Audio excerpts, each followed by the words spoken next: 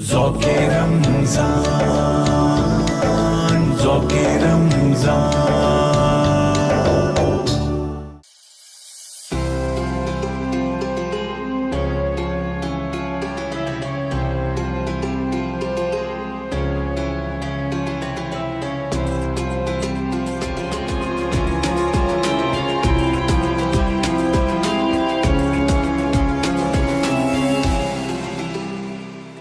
تمام حمد اس خالق ازل کے لیے، تمام حمد اس خالق ازل کے لیے، سکون جھیل کو دیتا ہے جو کمل کے لیے۔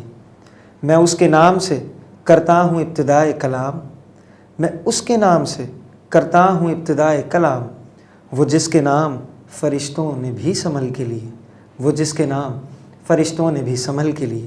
معزز ناظرین کرام، السلام علیکم ورحمۃ اللہ وبرکاتہ۔ ایک مرتبہ پھر آپ تمام کی خدمت میں آپ کا میزبان اسامہ رضی حاضر خدمت ہے۔ شکر گزار ہوں فریڈم نیوز کا، جنہوں نے اپنے ناظرین کے لیے رمضان المبارک کی یہ خصوصی ذوق رمضان سحری ٹرانسمیشن میں بے صبری سے انتظار کر رہا تھا کہ میں مہمان کا تعارف آپ سے کراؤں، اور وہ انتظار کی گھڑیاں ختم ہوئیں۔ ہر دل عزیز شخصیت ہیں، پہلے بھی پچھلے پروگرامز میں ہمارے ساتھ رہ چکے ہیں، ہماری رہنمائی فرماتے رہتے ہیں۔ اساتذہ کرام میں سے ایک بہت خوبصورت انسان، شیریں بیاں لہجے کے مالک ہیں اور بہت خوبصورت انسان ہیں۔ میرے پسندیدہ شخصیات میں سے حضرت سر فہرست رہتے ہیں۔ میں تعارف کراتا چلوں، حضرت علامہ فیصل بیگ عزیزی بندگی دامت برکاتہم العالیہ۔ السلام علیکم۔ وعلیکم السلام۔ علامہ صاحب بہت شکریہ آپ کا کہ ایک مرتبہ پھر ہم نے آپ کو زحمت دی اور آپ نے ہماری آواز پہ لبیک کہا۔ آپ کی محبت کے آج اس پرنور ماحول کے اندر اور ان پرنور ساعتوں میں اس نامقدس ذکر کرنے کے لیے ہم جمع ہیں۔ بے شک علامہ صاحب، آج اتنی بڑی شب اور اتنی عظیم، اتنی برکت والی رات ہے۔ میں آغاز اسی رات کے حوالے سے کروں گا کہ شب قدر یا لیلۃ القدر، علامہ صاحب کم و بیش 5 یہ راتیں ہیں جی۔ علامہ صاحب 27ویں شب پہ اس امت کا اتنا فوکس کیوں ہے؟ مطلب 21ویں بھی ہے، 23ویں بھی ہے، پھر 25ویں بھی ہے، اسی طریقے سے 27ویں آتی ہے، پھر 29ویں۔ تو ہم دیکھتے ہیں کہ زیادہ تر اجماع یا جو فوکس بالخصوص عبادتوں کا بھی اہتمام یہ 27ویں ہی کو کیوں ہوتا ہے کہ شب قدر صرف 27ویں کو ہی ہے؟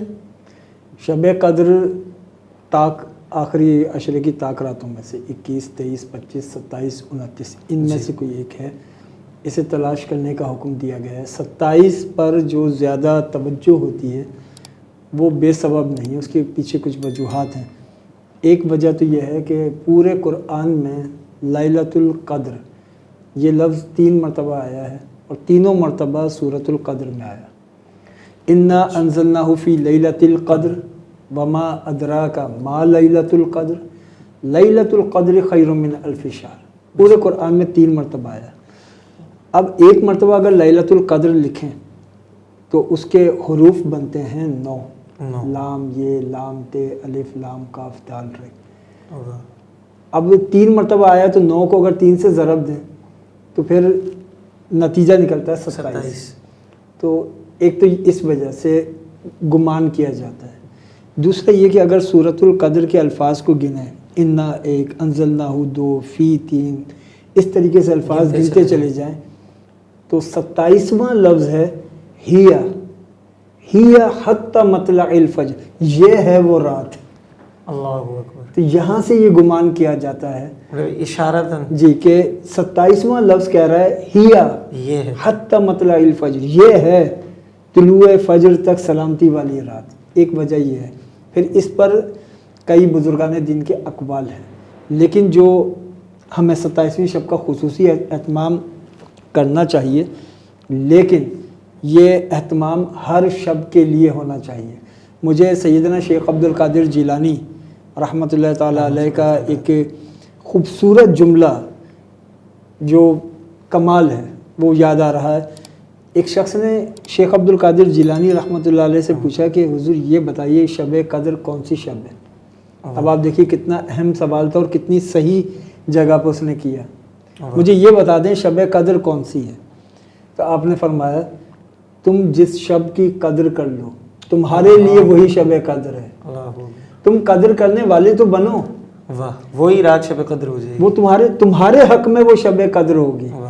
اور اس میں رمضان کی قید نہیں ہے.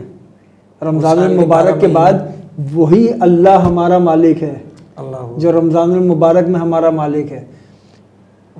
جس شب کی قدر کر لو تمہارے حق میں وہی شب قدر ہے.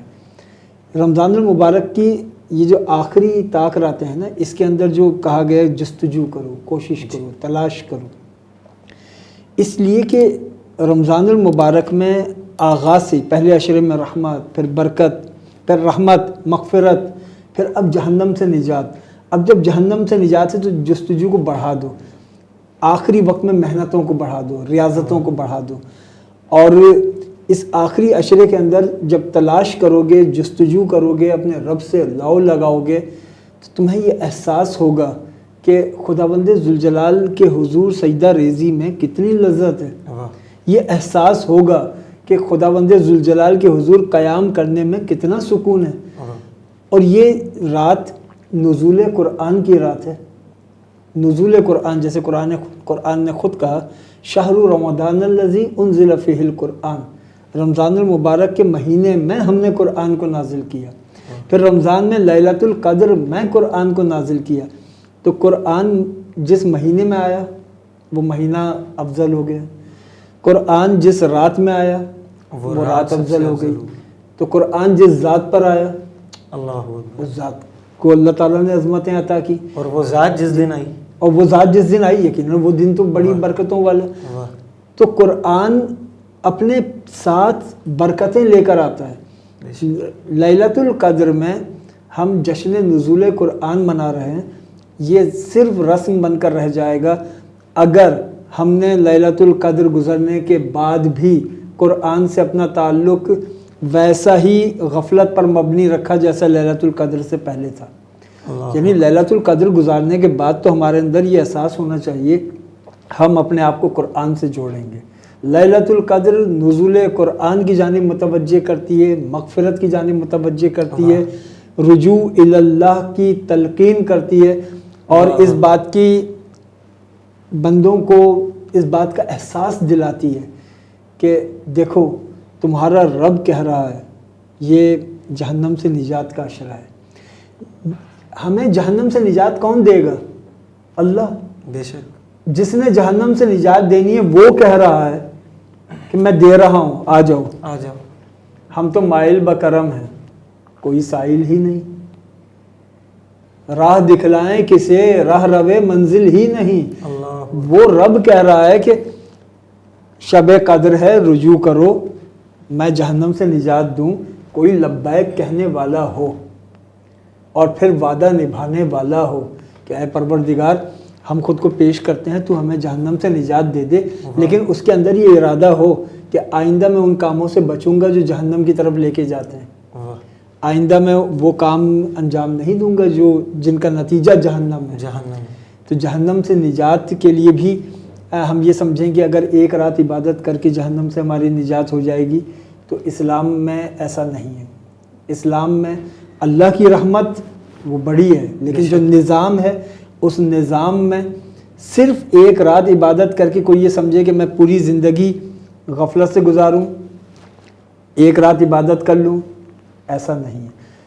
اللہ کی رضا کے لیے بندوں سے غفلت ہوگی, کوتاہی ہوگی, گناہ ہوں گے, خطا ہوں گی, لیکن باب توبہ کھلا ہے, باب توبہ واہ ہے, بندہ رجوع کرتا رہے. بہت علامہ صاحب خوبصورت انداز میں آپ نے غالباً شب قدر اور اس کے آنے والی بعد کی ہر شب کو جو ہے وہ عیاں کر دیا.